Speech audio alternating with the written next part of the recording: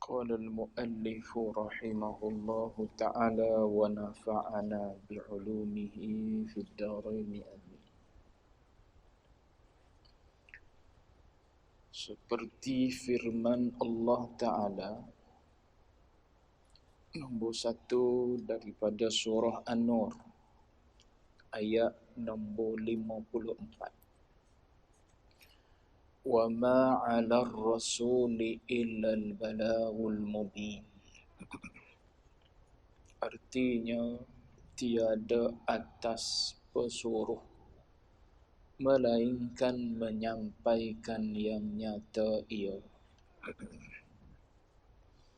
Tuan-tuan muslimin, muslimat sedang jemaah yang dirahmati Allah sekalian, alhamdulillah.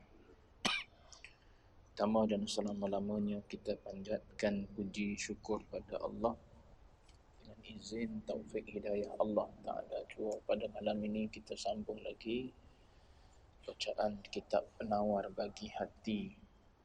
Kita masih dalam bab yang ke-8 pada menyatakan kasih akan Allah. Cuma di hujung ni, di hujung bab kasih akan Allah ni, muallif ataupun Syekh Abdul Qadir Al-Mandili dia bawa kepada kita menyintai Allah Ta'ala tapi melalui makhluk Allah. Dan makhluk itu adalah makhluk yang dicintai oleh Allah. Menggapai cinta Allah dengan cara ataupun melalui jalan menyintai makhluk yang dicintai oleh Allah. Maka Sayyidul Mahbubin, penghulu kepada segala makhluk yang dikasihi oleh Allah Ta'ala adalah baginda Nabi kita Muhammad lah. Sebab tu dia sebut di hujung ni ayat-ayat yang berkaitan dengan baginda Nabi kita Muhammad. Cuma daripada kalangan makhluk, ada lagi makhluk-makhluk lain yang Allah Ta'ala kasih. Ada ayat dalam Quran Allah Ta'ala sebut innallaha yuhibbul muhsinin. Sesungguhnya Allah Ta'ala kasih pada orang-orang muhsin, orang-orang yang berbuat baik. Maka Nabi kita adalah Sayyidul Muhsinin. Dia adalah penghulu kepada yang buat baik. Ada ayat dalam Quran Allah Ta'ala sebut innallaha yuhibbut tawwabin wa yuhibbul mutatahhirin. Allah Ta'ala sangat suka pada orang yang bertaubat pada dia dan sangat suka pada orang yang berusaha nak membersihkan diri dia. Maka Nabi kita juga adalah Sayyidut Taibin. Dia adalah penghulu kepada segala makhluk yang bertaubat pada Allah. Walaupun dia tak ada dosa, tapi bertaubat pada Allah. Dia juga adalah Sayyidul Mutatahhirin. Jadi, dalam banyak-banyak ayat yang Allah Ta'ala sebut dalam Quran, ada daripada kalangan makhluk yang Allah Ta'ala kasih. Allah Ta'ala kasih kepada para ulama. Nabi adalah Sayyidul Ulama ataupun Sayyidul Alimin, penghulu kepada sekalian makhluk yang alim. Lebih alim daripada Nabi Allah Adam alaihi salam lagi. Walaupun Nabi Adam ni Allah Ta'ala cerita wa'allama Adam al-asma'a kullaha, tapi Nabi adalah penghulu kepada sekalian para alim ulama. Jadi nak sebutnya ialah menyintai Allah Ta'ala ni boleh juga melalui makhluk-makhluk yang dicintai oleh Allah Ta'ala. Dengan jalan kita menyintai mereka, maka kita akan gapai cinta Allah Ta'ala. Sebab tu kita disuruh untuk menyintai baginda Nabi.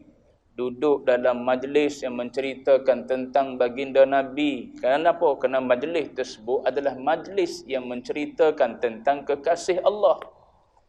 Bila menceritakan kekasih Allah, pasti Allah Ta'ala mengasihi majlis tersebut. Sebab majlis itu sedang berbicara tentang kekasihnya, iaitu baginda Nabi. Itulah yang dinamakan maulid. Majlis menceritakan tentang kelahiran baginda Nabi, hayat baginda Nabi. Majlis dibacakan di situ hadis-hadis, dibacakan di situ kalam-kalam Allah Ta'ala. Maka majlis itu majlis yang dikasihi oleh Allah Ta'ala. Jadi kalau kita duduk dalam majlis tersebut, kita akan dapat kasih daripada Allah Ta'ala melalui jalan duduk dengan makhluk-makhluk Allah yang Allah Ta'ala kasih. Itu jalan pintas dipanggil. Jalan mudah, jalan cepat kita nak gapai cinta Allah Ta'ala. Nak harap pada hati kita menyintai Allah Ta'ala. Hati kita orang awam ni susah nak jujur dengan Allah Ta'ala. Mulut memang kata kasih pada Allah. Kalau orang tanya, mu kasih tak pada Allah Ta'ala? Mana boleh aku tak kasih pada Allah Ta'ala? Kan dia buat aku. Kan dia jadikan aku. Dia bagi makan, bagi minum pada aku. Tu mulut cakap. Tapi bila bertembung dengan keinginan hawa nafsu kita, tinggallah jawab dia Allah Ta'ala. Ulama sebut, rubba waqifin. Berapa ramai orang yang zahirnya nampak duduk berdiri beribadat pada Allah Ta'ala. Duduk berdiri semayang tak tadi? Diri atas kaki dua, atas jadah, menghadap ke arah kiblat. Rubba waqifin. Berapa ramai orang yang zahirnya nampak duduk berdiri atas tikar semayang. Mulut duk sebut Allahu Akbar. Mulut duk sebut Alhamdulillah. Mulut duk sebut ini wajah tu dan sebagainya. Tapi hati duduk mana masa tu? Tu kata payah kita nak jujur dengan Allah Ta'ala. Padahal kita tahu tu Allah Ta'ala tahu. Kita tahu tu. Kalau tanya Allah Ta'ala tak tahu ke yang mu duduk diri atas tikar semayang, tapi hatimu duduk cari benda-benda yang apa? Yang nafsu syahwatmu bawa pergi kata. Allah Ta'ala tak tahu. Kita akan jawab Allah Ta'ala tahu. Tapi kita tetap dengan keadaan yang demikian. Bahkan kita tak ada usaha pun nak tarik hati kita biar duduk dalam ibadat tu juga. Sepanjang kita beribadat. Bahkan kita layan je perasaan kita nak pergi ke mana pun. Tak kisah. Sebab apa? Aku follow imam. Kalau sembahyang sendiri, bimbang juga. Takut-takut apa? Takut-takut terlupa. Tahiyat awal terlupa. Berapa rakaat dah terlupa. Tu kalau sembahyang seorang. Ni sembahyang imam. Aku follow imam je lah. Imam rukuk, aku rukuk. Imam duduk antara dua sujud, aku duduk. Imam tahiyat awal, aku tahiyat awal. Maka hati kita lepas pergi ke mana? Kita tahu tak Allah Ta'ala tahu yang kita duk sebut ini wajah tu, lepas tu hati kita melayang entah ke mana. Tahu. Tapi kenapa kita biar juga? Tu kata susah kita orang awam ni nak jujur dengan Allah Ta'ala. Jadi macam mana kita nak gapai cinta Allah Ta'ala sedangkan kita tak jujur? Kalau manusia kita kata kasih, dia boleh tahu dalam hati kita ni sebenarnya khianat, dia akan kasih kepada kita. Tak kasih lah pada kita, tapi sebab dia tak tahu. Tu yang bini kita boleh hidup dengan kita tu. Walaupun kita sebenarnya ada orang lain dalam hati. Walaupun kita sebenarnya lama dah duk kata bini kita ni nak banding dengan yang seorang lagi jauh. Yang seorang lagi lebih comel, lebih lawa, lebih cantik daripada mu. Dia lebih slim, dia lebih itu, dia lebih ni. Tapi sebab dia tak tahu dalam perut kita. Allah Ta'ala ni serupa dengan bini kita. Kau tahu zahir tak tahu batin? Tak. Dia tahu zahiran wa batinah. Zahir dia tahu, batin pun dia tahu. Apa saja yang tersembunyi, tak ada tersembunyi di sisi Allah. Dah kalau dengan manusia, andai dia tahu apa yang tersembunyi dalam hati perut kita, pasti manusia benci.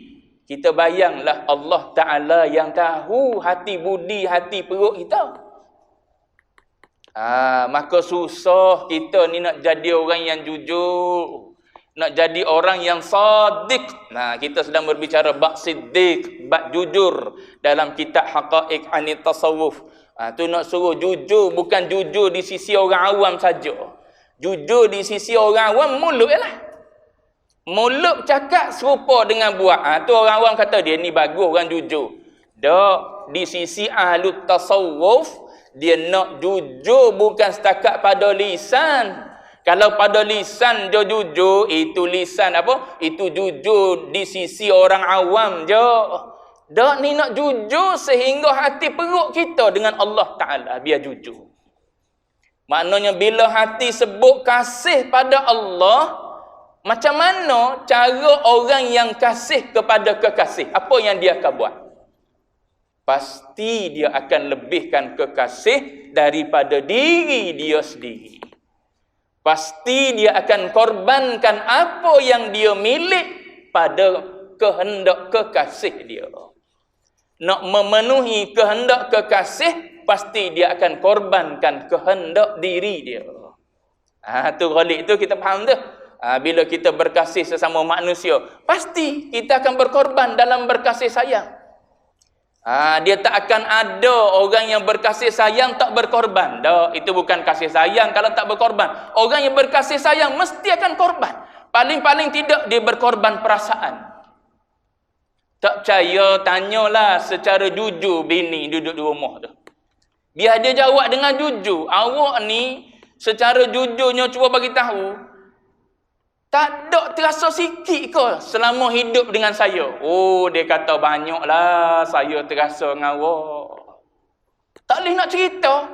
Tapi saya korbankan perasaan tu. Sebab apa? Saya kasih pada awak lah. Saya korbankan perasaan saya nak balik rumah mak saya. Sebab awak nak balik rumah mak awak. Padahal mak saya sakit, mak awak sihat. Tapi awak nak balik juga rumah mak awak. Jadi saya korbankan perasaan saya nak sangat tengok mak saya sakit. Sebab awak nak balik rumah mak awak. Kalau saya sebut nak balik rumah mak saya, tengok mak saya sakit, awak marah. Tengok. Itulah kasih. Korban diri dia. Duduk dalam hati, berbuku dalam hati, tak terluah. Andai menangis, menangis dalam hati. Kenapa tu? Sebab kasih pada suami. Bimbang-bimbang, takut jatuh pada nusyus. Nak bercakap, nak beritahu, takut suami tinggikan suara. Bimbang, takut menjawab pula perkataan suami. Bila suami marah, kita pun berasa nak jawab untuk pertahan. Bimbang pula, takut menjawab itu jatuh pada dosa. Macam-macam fikir. So, pendam perasaan, korban perasaan demi kerana kekasih.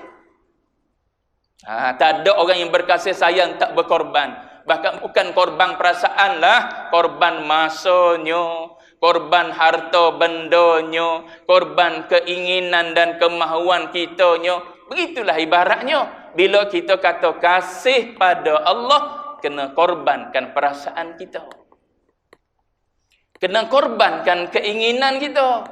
Kena korbankan masa kita. Kena korbankan segala-galanya.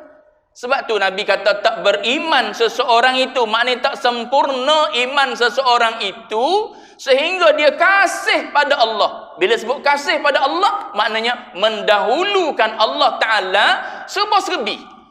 Hatta dari sudut perasaan pun lebih daripada perasaan kita pada ayah, pada mak, pada adik-beradik, bahkan pada semua manusia, semua makhluk.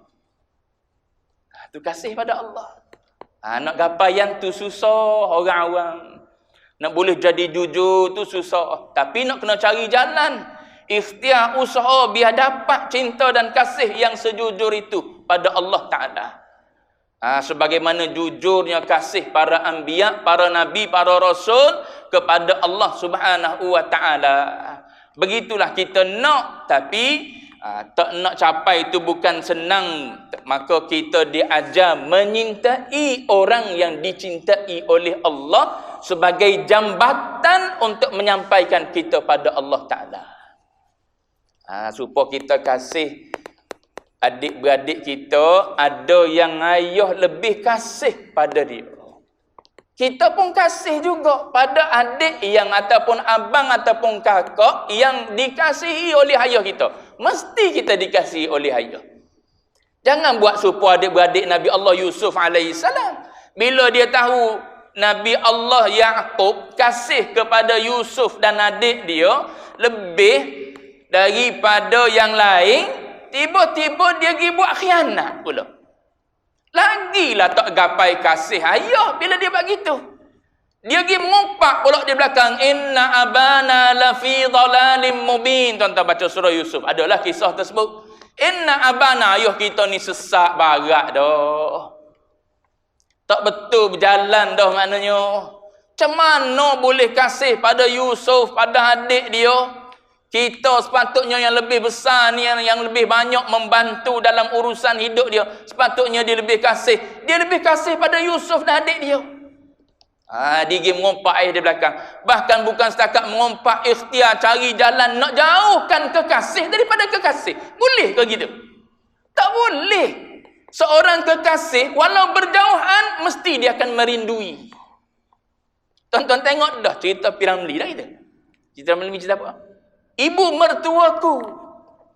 Sejauh mana pun kekasih dia dibawa pergi, hatta dah pindah ke alam lain. Dalam kisah tersebut tipulah. Dikhabarkan dah berpindah ke alam lain dah.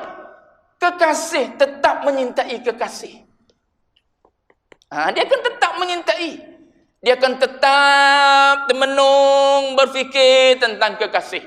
Dia tengok baju, dia teringat. Dia tengok tempat ni, dia teringat. Mana dia pergi? Di mana tempat dia pergi? Dia pernah pergi ni. Mana tuan-tuan di Terengganu tu? Tempat orang duk makan celup tepung tu. Penarik. Tak ingat tempat tu. Dia pergi lalu tepi pantai di jalan Penarik Terengganu tu. Sini dulu pernah singgah dengan abang dulu. Dia ingat balik. Ada orang tu share dalam Facebook kan, kalau tuan-tuan baca. Tuan-tuan ada friend kan, ada kawan-kawan kita yang dah kematian isteri, yang dah kematian suami. Bila dia lalu tempat tersebut, dia ingat balik kenangan bersama dengan suami dan isteri duduk di sini. Mana suami dan isteri dia dah berpindah ke alam lain, tapi sebab kasih yang masih ada dalam diri, menyebabkan dia terkenang bila dia tengok tempat. Begitulah sahabat Nabi. Tengok tempat Abdullah ibn Umar. Tengok tempat Nabi duduk, dia pergi duduk situ. Tengok tempat Nabi menundukkan tubuh dia lalu, dia pergi buat juga gitu. Tengok tempat Nabi tu senyum situ, Nabi senyum di tempat tu, dia senyum juga tempat tu. Walaupun dia tak tahu sebab apa Nabi buat macam tu. Sebab kasih. Kasih ni benda sangat besar. Sebab tu dalam tasawuf ni, cinta pada Allah lah kemuncak dia. Cinta pada Allah lah adalah kemuncak perjalanan seorang ahli sufi. Sebab hidup kita ni hanyalah untuk menyintai Allah Ta'ala aja. Makhluk ni adalah penzahiran Allah Ta'ala. Untuk kita melihat kebaikan Allah Ta'ala. Untuk kita melihat keadilan Allah Ta'ala. Untuk kita melihat sifat-sifat kesempurnaan Allah Ta'ala di situ. Untuk kita melihat sifat-sifat keindahan Allah Ta'ala di situ. Sebenarnya membawa kita untuk menyintai Allah Ta'ala. Itu tasawuf. Dibawa kita pada hakikatnya, hujungnya adalah untuk menyintai yang hakiki. Iaitu Allah Subhanahu wa Ta'ala. Itu ketinggian ilmu tasawuf. Cuma kita duduk lalu ke ilmu tasawuf dah. Cuma ilmu tasawuf muamalah. Muamalah dia ajar gini ya, dia ajar cuci jiwa daripada sifat madmumah, lepas tu hiasi hati kita ni dengan sifat mahmudah. Adapun tasawuf mukasyafah, tu dia bawa kita untuk untuk memperolehi cinta kasih yang paling agung, iaitu kasih pada Allah Taala. Baik. Jadi sini dia nak cerita pada kitanya ialah menyintai seorang makhluk yang paling dicintai oleh Allah Ta'ala, iaitu Rasulullah. Lepas tu tak ada yang lebih daripada dia. Walaupun dia lahir daripada kalangan Nabi dan Rasulullah sekali, tapi dia kata ana sayyidu waladi Adam. Aku penghulu kepada segala anak Adam. Tengok. Maknanya walaupun dia lahirlah sekali daripada kalangan Nabi dan Rasul, tapi dia penghulu, bukan Adam. Bahkan Adam tak masuk pun dalam senarai ulul azmi. Adam tak masuk dalam kalangan ulul azmi. 5 orang ulul azmi. Dalam kalangan ulul azmi dia lebih lagi. Nabi Musa alaihissalam sekadar boleh apa? Boleh martabat, boleh anugerah kalimullah. Tu pun di mana? Di Bukit Tur Sina. Di Bukit Tur Sina. Adapun baginda Nabi kita bukan kalimullah lagi dah. Bukan setakat mendengar, bahkan melihat. Di mana? Mi'raj. Kalimah pun diguna Mi'raj. Tak diguna Al-Isra'u wal-Uruj. Kenapa tak guna gitu? Ulama bahas tu. Bahasa tu. Kenapa diguna istilah Al-Isra'u wal-Mi'raj? Tak guna Al-Isra' wal-Uruj. Patutnya gitu. Al-Isra' wal-Uruj. Sebab apa Al-Isra' wal-Uruj? Sebab dua-dua tu baru betul masdar. Dalam bahasa Arab ni dia ada root word dia. Dia ada kata dasar dia. Al-Isra' ni masdar daripada asra yusri isra. Af'ala yuf'ilu if'al. Asra yusri isra. Tiba-tiba bila araja, dia tak awak mari uruj, dia awak mari mi'raj. Patutnya uruj baru sama-sama masdar. Ada Allah Taala apa? Awak mari dengan istilah mi'raj. Mi'raj ni bukan masdar, dia isim alat. Isim alat ni apa? Satu kata nama yang diambil daripada kata kerja menunjukkan alatan. Araja ni apa? Araja ni alat untuk naik, kita panggil tangga. Tu mi'raj. Dengan makna mis'ad. Lift tu orang panggil mis'ad. Lift yang kita naik tu mis'ad kita panggil. Alat untuk naik, untuk su'ud, untuk naik ke atas. Kenapa diguna isim alat tu? Bila sebut tangga, ada tangga. Apa yang first apa dia panggil? Impression. Orang putih saya tak pandai nak sebut, tuan-tuan, kalau salah minta maaf lah. Cuma nak sebutnya, kali pertama kita sebut tangga, apa yang terlintas di fikiran kita? Guna untuk turun ke guna untuk naik? Untuk naik. Bila disebut alat untuk naik, maknanya isyarat situ, kata Syekh Syarawi, nak beritahu pada kita yang Nabi ni mi'raj, walaupun jasadnya dah turun ke bumi, ruhnya tetap bersama dengan Allah. Sebab tu saya tak boleh ceramah Isra' Mi'raj. Habis di kalimah tu saya cerita. Saya pernah pergi dah lah sekali ceramah Isra' Mi'raj. Sampai Kerawang orang nyebut. Saya pergi cerita 2 kalimah tu. Isra' dan Mi'raj. Orang pun azai syak. Saya berhenti. Tak sempat nak pergi kepada perjalanan-perjalanan lain. Sebab apa? Dari sudut bahasa tu pun cantik dah. Diletakkan Isra' dan Mi'raj dari sudut bahasa. Kita orang lurah gitu. Cerita tentang lurah lah. Cuma nak sebutnya ialah situ isyarat menunjukkan ketinggian baginda Nabi dah.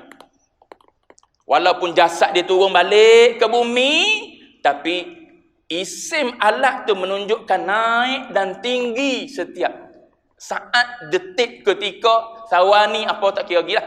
Setiap detik tu Nabi sentiasa bersama dengan Allah Ta'ala. Apatah lagi dia bukan setakat mendengar sebagaimana Nabi Musa. Tengok sekali. Riwayat Ibnu Abbas, Nabi melihat Allah Ta'ala pada malam tersebut. Itu riwayat Ibnu Abbas, Abdullah Ibnu Abbas meriwayatkan. Maknanya lebih daripada orang lain. Bahkan ulama kita duk kumpul mukjizat yang ada pada Nabi kita Muhammad, banding dengan mukjizat yang ada pada Nabi-Nabi yang lain, tak boleh lawan. Nabi Sulaiman boleh memahami bahasa-bahasa makhluk lain. Jinnya, burungnya, haiwan-haiwannya. Nabi kita bukan setakat haiwan. Kalau haiwan tak pelik, memang dia boleh bercakap. Nabi kita boleh faham bahasa jamadat, bahasa benda. Batu yang ada di tangan sahabat, Nabi boleh dengar batu tersebut bagi salah. Nabi boleh ulang sekali lagi. Engkau pernah apa? Aku ingat lagi engkau yang pernah bagi salam pada aku dulu. Mimbar boleh menangis. Kayu tu tuan-tuan. Tak peliklah kalau burung boleh difahami oleh Nabi Allah Sulaiman, ataupun haiwan-haiwan apa, semut sekalipun boleh difahami oleh Nabi Allah Sulaiman. Sebab itu haiwan yang memang hidup. Ini tumbuhan yang tidak ada suara pada dia, tapi boleh bersuara. Boleh didengar oleh sahabat-sahabat tangisan batang tamar tersebut. Boleh didengar oleh sahabat salam yang dibeli oleh batu-batu yang kecil itu. Sahabat-sahabat boleh dengar. Batu dipukul oleh Nabi Allah Musa alaihissalam. Keluar daripada batu tu 12 mata air. Tak pelik. Sebab apa? Dia batu. Tapi keluar daripada celah-celah jari tangan baginda Nabi air. Celah jari ni bukan tempat keluar air. Kalau batu, ya keluar air. Celah-celah batu keluar air. Sebab dia daripada punca, daripada tanah, keluar daripada celah batu. Ni tak celah jari. Bahkan ulama kata air yang mulia adalah di atas dunia ni adalah air yang keluar daripada celah-celah jari baginda Nabi. Bahkan ada ulama kata air itu lebih mulia daripada air Zam-Zam lagi. Sebab air Zam-Zam keluar daripada celah batu. Air ni tak keluar daripada celah jari baginda yang mulia. Apa saja yang berkait dengan kemuliaan baginda, dia adalah mulia. Itu kemuliaan baginda Nabi. Sebab tu dia letak di akhir sekali. Nak suruh kita memahami bahawa baginda Nabi ni adalah makhluk yang perlu kita cari jalan biar hati kita kasih pada dia. Jadi dia mari ayat sikit-sikit lah sini. Cuma kitab ni sebab kitab ni adalah kitab yang kecil. Kalau kita buka kitab Ihya Ulumuddin, kita ketemu banyak lagi lah yang diceritakan oleh Al-Imam Al-Ghazali. Bawah tu pun sikit ada disebut nukilan daripada Al-Imam Al-Ghazali dalam kitab dia Kitab Al-Arba'in dia. Baik. Mana tadi? Baru nak mula ni dia. Baru nak mula. Kita perhabis bab apa? Sebab malam ni dia penutup kepada bab ni, bab kasih akan Allah Taala. Baik, ayat berikutnya ialah wa ma 'alar rasulu illal balaghul mubin. Ayat ni Allah Ta'ala mula dengan Qul ati'ullah. Qul ati'ullah. Beritahu wahai Muhammad. Kita lah sebut gitunya. Wahai Muhammad dalam Quran. Allah Ta'ala tak panggil sekali pun dengan Muhammad. Yang Allah Ta'ala guna ya ayyuhar rasul. Ya ayyuhan nabi. Lepas tu sebut Muhammad Ahmad tu. Tu wama Muhammadun tu. Tu sebut nak suruh kita kenal hakikat Muhammad dan Ahmad je. Kalau di tempat Allah Ta'ala bukan nak cerita tentang hakikat Muhammad Ahmad, dia tak guna Muhammad Ahmad. Dia akan guna ya ayyuhar rasul, ya ayyuhan nabi. Tengok Allah Ta'ala beradab dengan Nabi. Padahal Allah dengan makhluk, setinggi-tinggi mana pun makhluk, dia tetap makhluk. Tapi Allah Ta'ala tahu kedudukan baginda Nabi. Maka dia tak panggil dengan nama.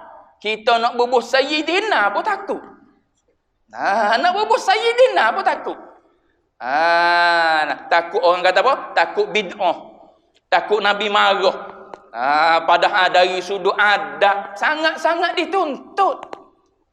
Dengan manusia dituntut kita beradab dengan baginda Nabi setinggi-tinggi manusia. Apatah lagi Allah Ta'ala kata wa rafa'na laka dhikrak. Tu kita dah baca tu dalam surah apa tu? Dalam surah apa? Al-Insyirah tu. Wa rafa'na laka dhikrak. Dalam surah Al-Insyirah.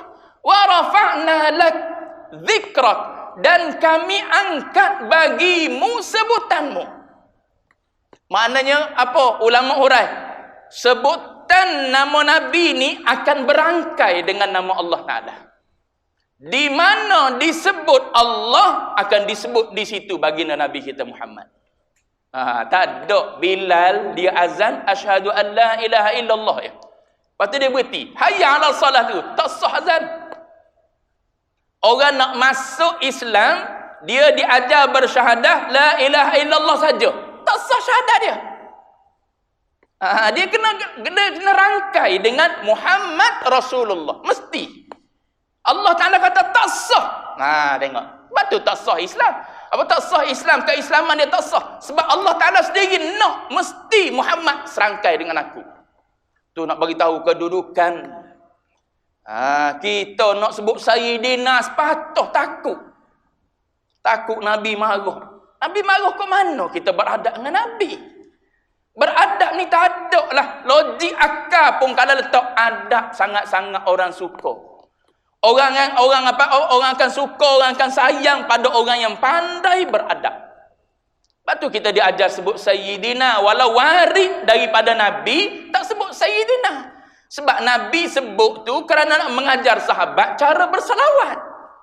Macam mana aku nak bersalawat padamu ya Rasulullah? Selawat pada aku, Allahumma salli ala Muhammad. Tapi bila tengok dari sudut adab, bagaimana Allah Ta'ala beradab dengan Rasulullah, Allah Ta'ala tak sebut Muhammad, tak sebut Ahmad, kecuali nak cerita hakikat Muhammad dan Ahmad. Ada pun di tempat lain, ya ayuhar Rasul, ya ayuhan Nabi, wahai Rasul. Tak ada panggil mak, ada. Kita kalau panggil gitu ayah kita kena nipah. Nipah tahu tak? Kena tapar lah jawab dia. Ayah nama apa? Ayah nama Abu. Abu. Cuba panggil gitu. Jawab dia kena marah lah. Ini kan pula orang yang suku sakat kita. Dia kan suku sakat kita. Baginda Nabi kan suku sakat kita. Kita dengan orang yang suku sakat kita pun kita berbahasa apa? Encik. Dengan polis lebih-lebih lagi. Buka cermin tingkat dekat. Assalamualaikum cik. Belum apa-apa lagi tu. Risau takut kena saman tu. Awal lagi buka tingkat dah. Lepas tu, Assalamualaikum cik. Cik panggil. Padahal kalau nak kira kita dengan dia tinggi kita contohnya. Dari sudut kerjanya, dari sudut itu tinggi kita. Tapi cik kita panggil. Dengan bos lagi lah. Tuan-tuan dan sebagainya panggil. Datuk Datin. Malaysia lagi lah. Selagi tak habis mukaddimah tu kan. Tak masuk ucapan. Tak ada orang Arab gitu. Orang Arab tak ada supaya kita pening orang Arab mari Malaysia nak kena sebut semua. Kena sebut lo yang berhormat, yang Hindu, yang nak guna yang apa tu bertukar dah. Yang berusaha kau, yang berhormat kau, yang dihormati kau, yang berbahagia kau, yang apa? Tu cikgu bahasa Melayu pening pala nak susun. Susahnya tuan-tuan. Dengan manusia biasa yang tak tahu syurga neraka. Ni sayyidu waladi Adam. Kita rasa nak sebut Sayyidina, kau tak nak sebut Sayyidina. La haula wala quwata illa billah. Ahlul mahabbah tak teragak-agak. Ahlul mahabbah tak teragak-agak untuk menyebut Sayyidina. Sebab apa? Ta'adduban ma'an Nabi. Kerana beradab kita dengan Nabi. Tingginya kedudukan dia di sisi Allah Ta'ala. Sehingga ulama mengatakan, walaupun ulama ataupun sahabat menyifatkan Nabi begian dalam kitab syama'il dia. Ataupun penyai duk sifatkan Nabi begian. Tak sampai pun pada hakikat Nabi kita Muhammad. Apa yang disifatkan tersebut. Sekadar yang bermain dalam perasaan dia. Dia cerita dalam syair dia contoh kan. Dalam syair-syair yang memuji baginda Nabi. Dalam hadis-hadis tu sahabat yang menceritakan tubuh badan Nabi begini. Tu sekadar yang dia boleh create perkataan je. Ulama kata, sekadar dia boleh create perkataan apa yang boleh aku guna di tempat ni nak ceritakan betapa cantiknya muka Nabi. Dia pun kata bulan. Dah, Nabi lebih cantik daripada bulan. Tak ada perkataan, tak ada bandingan nak bandingkan kecantikan wajah Nabi ni. Kecuali orang tu melihat sendiri Nabi. Dia akan tahu jauh sangat bandingan dengan bulan ni. Sebab tu Nabi mengatakan, Nabi Yusuf sebahagian daripada kecantikan. Aku ni bukan sebahagian. Lebih daripada tu lagi kecantikan. Cuma Allah Ta'ala tak zahirkan pada aku dari sudut kecantikan tersebut. Nabi Yusuf, Allah Ta'ala zahirkan kecantikan tu. Menyebabkan orang terpesona dengan kecantikan dia. Nabi kita, kalau Allah Ta'ala zahirkan pada bahagian kecantikan tu, jawab dia, jamalah yang tergila-gila. Tu pun ada hadis yang tuan-tuan baca. Ada seorang perempuan melihat Nabi bukan dalam keadaan tengok wajah. Tengok Nabi duduk. Gah dah, rebah. Tuan-tuan akan bertemu hadis tu. Tu nak cerita lebih ni manusia yang terakhir yang disebut oleh Syekh Abdul Qadir Al-Mandili ni. Supaya apa? Supaya kita kasih pada dia. Sebab dia ni manusia yang sangat-sangat tinggi. Ni jalan menyintai Allah Ta'ala ni. Tapi melalui jalan menyintai makhluk yang dicintai oleh Allah Ta'ala. Baik. 3 minit. 8.40 deh. Kita baca ya, kita baca. Ayat berikutnya Allah Ta'ala kata, Qul ati'ullaha wa ati'ur rasul. Mula ayat ni. Mula ma'alar rasul ilal balagul mubin ni. Allah Ta'ala perintah kepada Nabi kita, beritahu, ati'ullah, ta'atilah Allah. Dan ta'atilah Rasul. Ta'at tak akan berlaku tanpa cinta. Ya ke tuan-tuan? Taat tak akan berlaku tanpa cinta. Dia mesti cinta dulu baru hadir taat. Kenapa kita taat ni mana turu lah. Turu. Kenapa kita turu kehendak bini kita? Sebab ada cinta. Dia nak apa? Nak pasang di rumah kita tu dia nak pasang apa dipanggil yang tampal kat dinding tu, wallpaper. Wallpaper dia nak suruh tampal bahagian ni dia tak nak tampal. Okey, kita ikut. Corak pun dia kata saya nak corak ni, ikut juga. Apa lagi dipanggil wascotting apa? Tuan-tuan? Tuan-tuan ni ahlul akhirah. Itulah masalah dia. Ada dia tampal yang tulang tu timbul tu kan. Orang tampal di masjid-masjid ada orang buat tu. Dia kata bahagian ni kita nak pasang yang tu. Kita pun pasang. Warna apa? Warna tu. Kenapa kita ikut? Adakah kita tak ada pilihan kita? Tak ada cita rasa kita? Ada. Habis kita ikut dia tu? Sebab kita kasih pada dia. Dia ke bayar? Tak, kita bayar. Kita seolah-olah tak ada pilihan. Sebab apa? Sebab cinta. Daripada cinta datangnya taat. Kenapa dia boleh duduk dengan kita? Tuan-tuan baca, tuan-tuan tengok cerita ni. Andai itu takdir. Tak tengok juga. Tuan-tuan ahlul akhirah. Saya kata dah. Tuan-tuan tengok cinta. Andai itu takdir. Macam mana seorang isteri yang duduk dengan suami dia yang panas baran? Panas baran bini dia ni siapa tahap? Pukul siapa tak pengsan. Tengah-tengah hujan. Ada babak bukan saya tengok penuh pun. Duduk lalu kat Facebook. Jadi saya tengoklah andai ini takdir. Sebab tajuk dia takdir tu nak tengok tu. Jadi dia tampar bini dia kat mana? Dalam hujan lebat ni. Hujan tengah lebat dia tampar, dia tendang. Sampai tahap bini dia pengsan, keluar darah. Ikut perut. Ikut perut pula. Maknanya ke darah tu keluar ikut mana tak tahulah. Cumanya sebab kena tampar tu, jatuh, boleh jadi mengandung ke apa, kau tak tahulah. Keluar darah. Yang datang menyelamatnya siapa? Kawan karib dia. Tapi bini boleh duduk dengan suami bertahan sampai tahap tu sebab apa? Sebab ada kasih. Boleh tu adik tanya bini masing-masing. Kita duduk sini nampak baik belaka. Nampak sopan santun semua kan. Cakap dengan setiap ahli Jumaat kita panggil tuan, kita panggil nama, kita panggil pun dengan lemah lembut. Balik rumah tanya bini kita. Dia ni sopan ke tak kat rumah? Allah, dia panggil saya bodoh. Contoh. Dia panggil saya macam-macam, tak panggil nama. Awal-awal dulu je dipanggil ayang dia tu. Tu nasib baik saya tidak orang Terengganu. Kalau tidak tukar ayam dengan ayang. Pergi kedai nak beli ayam, bagi tahu ayam apa ayam. Sagi bini marah. Sebab apa? Bini orang Terengganu. Ni orang kaya tak apa. Cuma nak beritahunya ialah kenapa kita boleh turu, boleh taat sebab cinta. Sebab tu nak bina cinta ni. Bila ada cinta, Allah Ta'ala kata gini, walaupun pada waktu tu kita tengah seronok tidur, tapi sebab dia panggil, mana hamba aku yang nak bertaubat kepadaku. Panggilan tu bukan panggilan wajib, panggilan sunat. Tapi sebab panggilan daripada kekasih. Adakah kekasih tak nak datang bila kekasih dipanggil? Ada lah, kekasih dia panggil. Pukul berapa kita nak bertemu malam ni? Tuan-tuan tengok cerita filem ni, cerita apa dah? Yang dia 3 orang tu tidur dalam bilik, pakat buat-buat tidur tu. Cerita apa tuan-tuan? Pendekar bujang lapuk. Kan dia buat nyanyi kan, maafkan daku tu. Lepas tu sampai sorak malam nak bertemu pukul apa? Pukul 2 pagi ke?